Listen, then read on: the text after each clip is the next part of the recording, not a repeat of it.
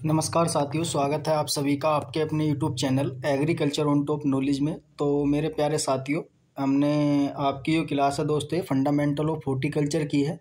तो उससे पहले दोस्तों हमने एक आपकी पहली क्लास क्या करा दी है, ठीक है। यानी कि आपकी ये दूसरी क्लास है। तो पहली क्लास में हमने आपको डेफिनेशन के बारे में, इसके इम्पोर्टेंस के बारे में, इसके स्कोप के बारे में, ठीक है, और इसके क्लासिफिकेशन के बारे में बताया था। यानी कि इसका वर्गीकरण कितने भागों में कर रखा, इन सब चीज़ों के बारे में क्या इसमें दोस्तों हमने बता दिया है। तो आज का जो प्रश्न है इस वीडियो के अंदर होने वाला आपका प्रश्न नंबर 3 है। इसके अंदर फल फसल के लिए उपयुक्त स्थल का चयन के समय किन बातों का ध्यान रखना चाहिए। दोस्तों, जब भी आप क्या है यानी कि अपना ऑर्चर्ड लगाते हो या वेजिटेबल की सब्जी कोई भी बोते हो या नर्सरी आप बोते हो, तो उसके लिए कौन कौन सा साइट सिलेक्शन है करना चाहिए, किन किन बातों का हमें ध्यान रखना चाहिए, जिससे हमारी क्या है फल वाली जो भी क्रॉप लगाएं वो अच्छी से तरीके से हमें ग्रो हो, अच्छी तरीके से हमें बेनिफिट दे, वो कौन कौन सी बातें हैं। तो दोस्तों, अगर आपको इस तरीके का क्वेश्चन मिलता है तो ये कुछ 6 पॉइंट हैं, ये आपको अपने एग्जाम में लिखने हैं और अपने तरीके से आप क्या बनाकर लिख सकते हैं।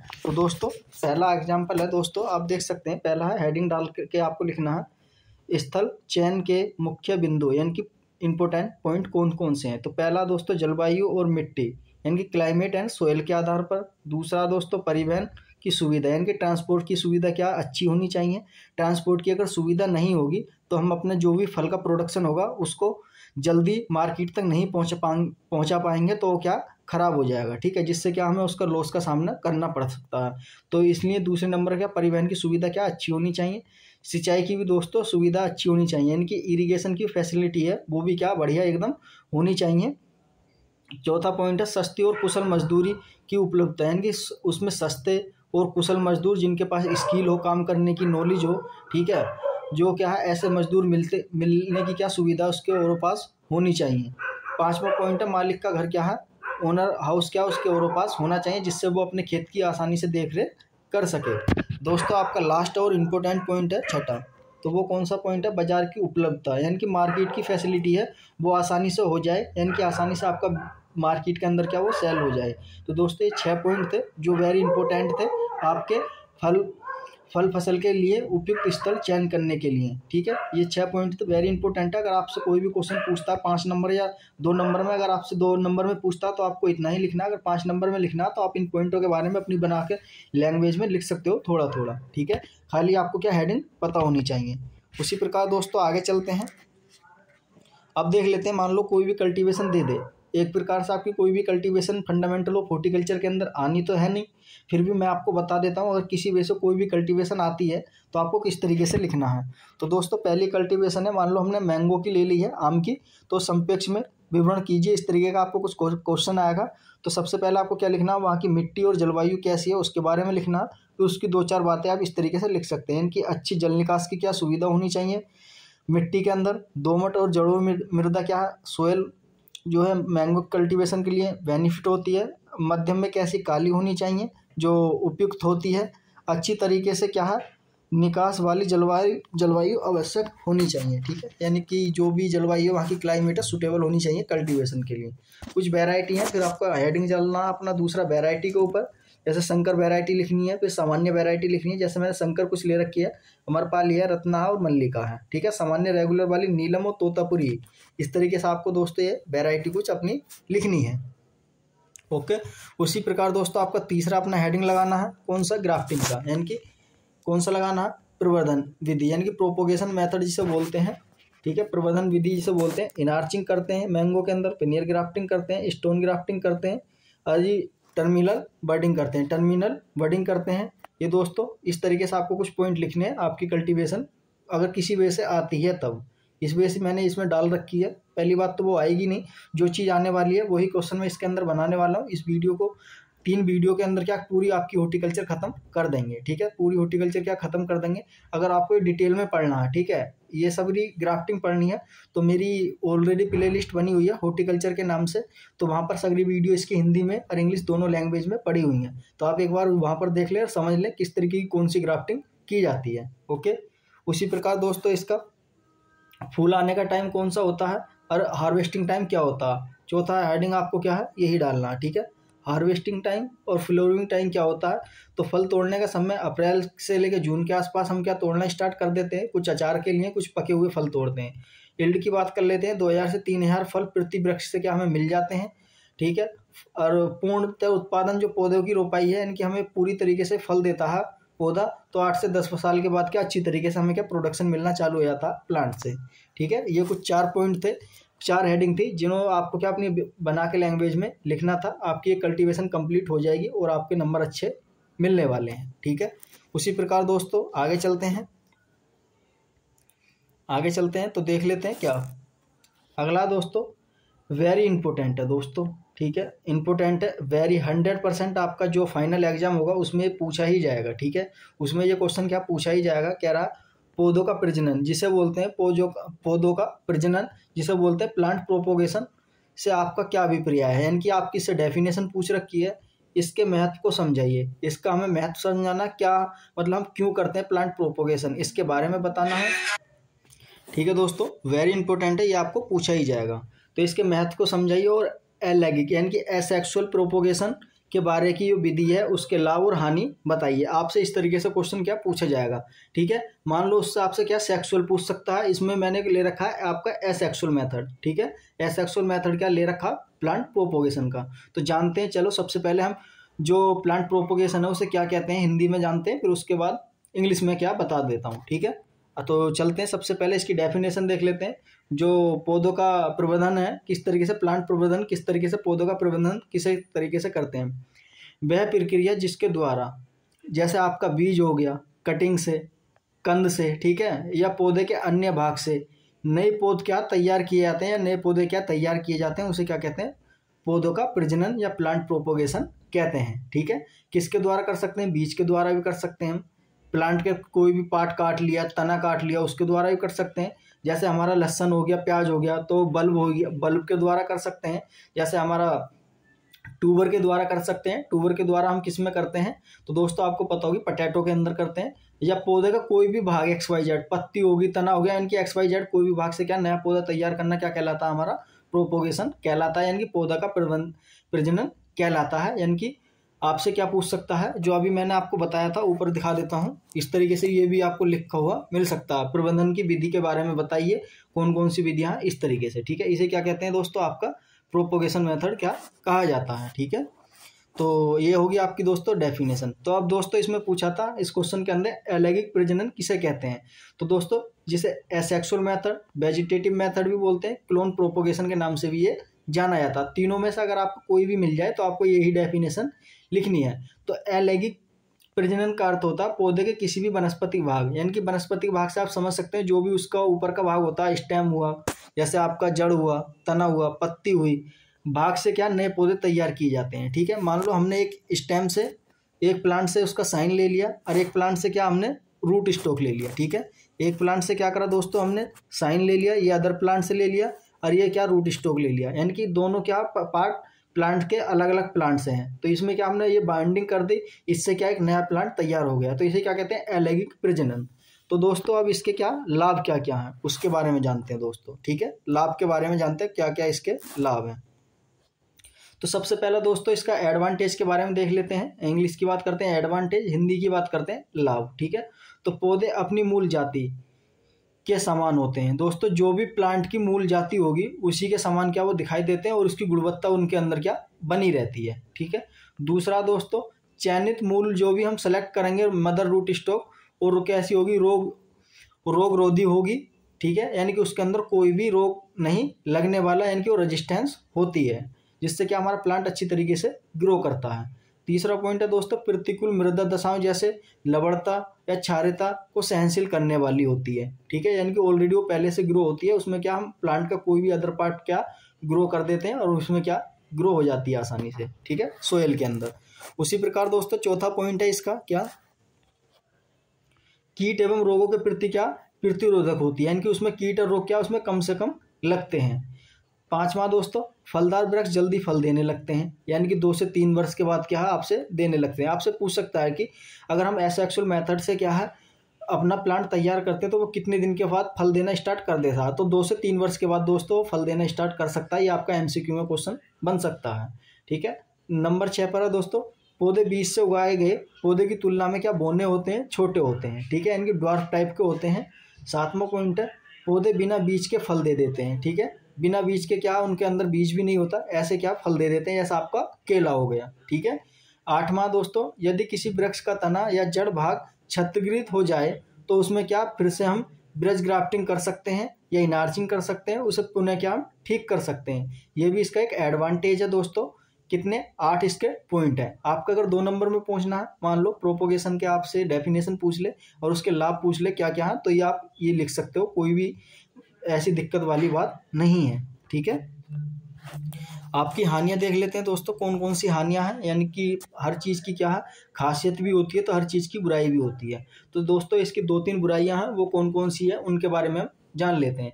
अगर दोस्तों आप चैनल पर प्लीज़ पहली बार आए हो तो प्लीज़ चैनल को सब्सक्राइब कर लें और बेल आइकन दबा दें, ठीक है, क्योंकि आपको इसी चैनल पर हमारी इस तरीके की वीडियो क्या मिलती रहेंगी बिल्कुल टाइम से, हर सब्जेक्ट की, ठीक है, आपके सेमेस्टर के एग्जाम की टाइम से आपको इस पर वीडियो मिलती रहेंगी। तो इसलिए कोई भी स्टूडेंट इन वीडियो कतई भी स्किप ना करें और चैनल को सब्सक्राइब करना और लाइक करना और कमेंट करना ना भूलें, ठीक है दोस्तों। अब इसकी हानियां के बारे में जान लेते हैं। तो ये पौधे अधिक सशक्त होते हैं, सशक्त नहीं होते हैं, यानी कि इनकी जो जीवन शैली होती है वो बहुत कम होती है, ठीक है, अल्प शैली, यानी कि इनकी जीवन शैली क्या होती है, अल्प होती है, इनकी कम होती है। दूसरा पॉइंट है, इस विधि से नई किस्में क्या हम विकसित नहीं कर सकते, नई वैरायटी डेवलप नहीं कर सकते। तीसरा पॉइंट है, यह विधि कभी कभी महंगी भी साबित हो जाती है, इसमें श्रम ज़्यादा लग जाता है, लेबर की आवश्यकता ज़्यादा पड़ती है, यानी कि टेक्निकल लेबर की स्किल होगी तभी क्या हम इस विधि को अपना सकते हैं, और समय भी इसमें क्या ज़्यादा लग जाता है, ठीक है। अब दोस्तों आपका अगला प्रश्न है सेक्सुअल प्रोपोगेशन, जिसे बोलते हैं लैंगिक प्रजनन, ठीक है, आप इसे लैंगिक प्रजनन भी क्या बोल सकते हैं, लैंगिक प्रजनन के नाम से क्या आप इसे जान सकते हो, जिसे लैंगिक प्रजनन जिसे बोलते हैं सेक्सुअल प्रोपोगेशन। जब बीज को प्रजनन, यानी कि जब बीज को प्रजनन सामग्री के रूप में क्या प्रयोग करते हैं, मान लो कोई सीड हमने ले लिया, उसे बो दिया जमीन के अंदर, उससे क्या नया प्लांट इस तरीके से तैयार हो गया, तो उसे क्या कहते हैं दोस्तों, यौन प्रजनन या लैंगिक प्रजनन के नाम से जाना जाता है। उससे एक नया पौधा तैयार हो जाता है, उसे क्या कहते हैं, लैंगिक प्रजनन के नाम से जाना जाता है, सेक्सुअल प्रोपोगेशन के नाम से जाना जाता है, ठीक है। आगे चलते हैं दोस्तों। अब इसके भी कुछ लाभ हैं और कुछ हानियां हैं, उनके बारे में देख लेते हैं कौन कौन से लाभ और कौन कौन सी हानियां हैं दोस्तों। तो यह सबसे पहले क्या होता है, क्या यानी कि प्रक्रिया विशेषकर विभिन्न प्रकार के पौधों में अपनाई जाती है, ठीक है। उसी प्रकार दूसरा पॉइंट है, इस विधि से अधिक सशक्त, रोगरोधी तथा दीर्घ और पौधे क्या है प्राप्त होते हैं, यानी कि बढ़िया होंगे, बढ़िया क्वालिटी के होंगे, उनमें कोई भी रोग नहीं लगता है, और लंबी आयु वाले जीने वाले पौधे इससे हमें प्राप्त होते हैं। तीसरा पॉइंट है, इन पौधों की जड़ों से क्या हमें रूट स्टॉक क्या है गहराई तक जाता है, जिससे क्या प्लांट की मजबूती आसानी से बनी रहती है। चौथा पॉइंट है दोस्तों इसका एडवांटेज का, बड़ी संख्या में पौधे और विभिन्न किस्में हम क्या इससे तैयार कर सकते हैं सेक्सुअल मेथड के द्वारा, ठीक है। पांचवा पॉइंट है, बीज के द्वारा रूट स्टॉक हम डेवलप तैयार कर सकते हैं। छठा पॉइंट है, बड़ी मात्रा में बीज द्वारा पौधे तैयार करना आसान हो जाता है और सस्ता मेथड बैठता है, ठीक है। अगला पॉइंट है दोस्तों इसका हानियां, यानी कि सेक्सुअल मेथड की कौन कौन सी हानियां हैं, उसकी कुछ विशेषता भी है तो इसकी कुछ बुराइयां भी हैं, वो कौन कौन सी हैं। तो सबसे पहले जानते हैं, कुछ पौधे ऐसे होते हैं जो जिनका क्या जीव जो होता है, जो जीवन क्षमता होती है वो क्या है कम होती है, ठीक है। उसी प्रकार दोस्तों क्या होता है, दूसरा पॉइंट है, कुछ पौधों का बीज अंकुरण क्या कम जमता है, यानी कि कभी कभी जमता भी नहीं है, कभी कभी जम जाता है, ठीक है। कुछ ऐसे भी बीज क्या हमें मिल जाता है, तो एक इसका डिसएडवांटेज ये हो गया। तीसरा डिसएडवांटेज है, जिन पौधों में बीज नहीं बनते उन्हें इस विधि से नहीं उगाया जा सकता। जैसे मैंने आपको ऑलरेडी बता दिया, आपका केला क्या हम खाली वेजिटेटिव पार्ट से क्या ग्रो कर सकते हैं, सकर्स के द्वारा, ठीक है। सकर्स का वेट उसमें कितने 500 से 700 ग्राम दोस्तों रखते हैं, ये क्वेश्चन भी आपसे पूछ सकता है, ठीक है। एक सकर्स का वेट अगर हम प्लांट तैयार करते हैं नया केला का, तो 500 से 700 ग्राम क्या उसका रखते हैं, ठीक है। नंबर 4 पर है, इस विधि से क्या तैयार पौधे ट्रू नहीं होते हैं, इसलिए वो मूल पौधों के तुलना में निम्न गुणवत्ता के हो सकते हैं, ठीक है। यानी कि उनके अंदर क्या ट्रू टाइप का जो भी जेनेटिक्स है वो नहीं पाया जाता किसी कारणवश, तो उनके क्या गुणवत्ता में कमी आ जाती है, ठीक है दोस्तों। ये हो गया वो आपका दोस्तों प्रबंधन की विधियां, यानी कि प्रबंधन के मेथड। दोस्तों अगर आपको ये सब वीडियो देखनी है तो आप हमारा जरूर टेलीग्राम की प्लेलिस्ट जाकर जरूर देखें। तो दोस्तों आज की इस वीडियो के अंदर हम छठा क्वेश्चन देखने वाले हैं, आपका ये लास्ट करेंगे, इसके बाद जो भी क्लास है अगली में हम देख लेते हैं। ठीक है, तो प्लांट ग्रोथ रेगुलेटर किसे कहते हैं उसकी परिभाषा देखनी है, तथा फल फसलों में इसका महत्व क्या है, इनकी क्यों उपयोग करते हैं, क्यों उपयोग करना चाहिए, उदाहरण सहित क्या संपेक्ष में इसका हमें वर्णन करना है। तो दोस्तों सबसे पहले इसकी प्लांट ग्रोथ रेगुलेटर जिसे बोलते हैं PGRI, शॉर्ट में आपको मिल सकता है। तो इसकी डेफिनेशन देखते हैं। ये ऐसे कार्बनिक यौगिक कंपाउंड होते हैं जो क्या है पोषक तत्वों के अलावा होते हैं, पोषक तत्व जो होते हैं उनके अलावा होते हैं, और बहुत ही कम मात्रा में इनका हम यूज करते हैं, प्रयोग करते हैं। फिर उसके बाद क्या जो पौधों की किसी भी शारीरिक प्रक्रिया को प्रेरित करता है और अवरुद्ध या संशोधित करता है, जिससे क्या उसकी फल की बढ़वार हो जाए, उसमें रूट स्टॉक अगर फॉर्मेशन नहीं हो रहा किसी वजह से तो रूट उसकी फॉर्मेशन हो जाए, पत्तियां नहीं आ रही है तो पत्तियां आनी स्टार्ट हो जाए, फल नहीं आ रहा तो फल आना स्टार्ट हो जाए। तो ये क्या होता है दोस्तों, प्लांट ग्रोथ रेगुलेटर होता है। यही क्या इसकी डेफिनेशन है। अब बहुत ही सस्ती है, बहुत ही अच्छी मैंने क्या बना रखी है आपके लिए। इसके कुछ उदाहरण है दोस्तों। उदाहरण आपका क्या है, एक्सोल है, जेबरेलिन है, साइटोकाइनिन है और इथाइलिन है। दोस्तों ये इसके क्या हो गए, आपके प्लांट ग्रोथ रेगुलेटर हो गए। अब दोस्तों इसकी विधियां हैं, किस तरीके से हम प्रयोग कर सकते हैं प्लांट पर। तो इसकी ये भी एक आपका हेडिंग है, PGR की प्रयोग करने की विधियां का वर्णन करना है। तो आप इन हेडिंगों को लिखकर अपनी क्या लैंग्वेज में लिख सकते हो। तो पहला दोस्तों स्प्रे के द्वारा भी हम क्या यूज कर सकते हैं, दूसरा घोल बनाकर क्या हम यूज कर सकते हैं, तीसरा जड़ों के मध्य से जड़ों के मध्य से हम दे सकते हैं, जिसमें क्या रूट फॉर्मेशन हो जाता है, फीडिंग करा सकते हैं। चौथा आपका पाउडर के रूप में हम इसका प्रयोग कर सकते हैं। पांचवा आपका कटिंग को घोल में डुबोकर हम इसका प्रयोग कर सकते हैं। छठा आपका बीजों को घोल में भिगो देते हैं, तो उससे भी ये काम करने लगता है। तो ये इसकी 6 विधियां हैं प्रयोग करने की, यानी कि हमें इस तरीके से प्रयोग करना चाहिए प्लांट ग्रोथ रेगुलेटर। ठीक है, अब दोस्तों आगे चलते हैं। अब जान लेते हैं इसके फल फसलों में इसका प्लांट ग्रोथ रेगुलेटर का क्या इंपॉर्टेंट है, यानी कि इंपॉर्टेंट यूजेस क्या क्या हैं। तो दोस्तों पहला इंपॉर्टेंट है पौधों का प्रजनन बढ़ाता है। दूसरा बीज है उनका अंकुरण बढ़ाता है। तीसरा दोस्तों पौधे के आकार को नियंत्रण रखता है, कंट्रोल रखता है, यानी कि कोई प्लांट ज़्यादा बड़ा ना हो, कोई ज़्यादा प्लांट छोटा ना हो, उसके यानी कि मीडियम साइज के तौर पर रखता है। चौथा पॉइंट है फूल आने को नियंत्रण रखता है, यानी कि फूल को कंट्रोल करके रखता है। पाँचवा पॉइंट है लैंगिक अभिव्यक्ति को क्या नियंत्रण करता है, कंट्रोल ऑफ सेक्स एक्सप्रेशन को क्या कंट्रोल रखता है। छठा दोस्तों फल लगने और उसके विकास को क्या नियंत्रण रखता है। सातवां दोस्तों फलों का गिरने को रोकता है। आठवां दोस्तों फलों का पतला करने को क्या रोक देता है, यानी कि फलों का क्या पतलापन ना हो उसको क्या रोक देता है। नौवां पॉइंट है दोस्तों इसका फलों को क्या जल्दी पकाने तथा रंग विकसित करने में भी यूज करते हैं हम प्लांट ग्रोथ रेगुलेटर का। 10वां दोस्तों अंकुरण को रोकने के लिए, यानी कि प्रिवेंशन ऑफ स्पोर्टिंग, यानी कि जो अंकुरण होता है उसको रोकने के लिए यूज कर सकते हैं। सीड डोरमेंसी के रूप में भी हम कर सकते हैं। 11वां दोस्तों खरपतवार हम क्या नियंत्रण इसके द्वारा कर सकते हैं 2,4-D। ठीक है, 2,4-D जिससे चौड़ी पत्तीदार जो खरपतवार है उसे क्या कंट्रोल कर सकते हैं। प्लांट ग्रोथ रेगुलेटर के अंदर क्या 2,4-D भी आता है दोस्तों। ठीक है, तो थैंक यू दोस्तों। अगला जो चैप्टर चलेगा आपका अगला प्रश्न होगा ट्रेनिंग प्रूनिंग किसे कहते हैं, ये कितने प्रकार की होती है, इसके क्या मेथड है, इन सब चीज़ों के बारे में हम इस वीडियो के अंदर क्या जान लेंगे। ठीक है, तो ये दोस्तों आपकी जो वीडियो थी मैंने ऑलरेडी बता दिया फंडामेंटल ऑफ हॉर्टिकल्चर के ही जो आपका 3 क्रेडिट का कोर्स है BSc एग्रीकल्चर और BSc हॉर्टिकल्चर का। तो दोस्तों आपके कुछ इस तरीके के क्या क्वेश्चन बनने वाले हैं, तो आप कोई भी ज़्यादा दोस्तों परेशान ना हो जब तक हम हैं, आप हमारे चैनल के साथ जुड़े रहें। ठीक है, अगर आपको किसी भी प्रकार की और जानकारी चाहिए, नोट्स चाहिए, तो आप दिए गए इस नंबर पर क्या ये व्हाट्सएप मैसेज करें, आपको नोट्स क्या प्रोवाइड हो जाएंगे। और हमारा एग्रीकल्चर ऑन टॉप नॉलेज के नाम से क्या टेलीग्राम चैनल बना हुआ है, उसे भी आप जरूर ज्वाइन कर लें। वहाँ पर आपको क्या आपके एग्जाम से रिलेटेड यानी कि कोई भी नौकरी से संबंधित PDF वगैरह प्रोवाइड कराई जाती हैं, और आपके जो जितने भी आपके सेमेस्टर के प्रिपरेशन के नोट्स हैं वो आपको मिलते रहेंगे।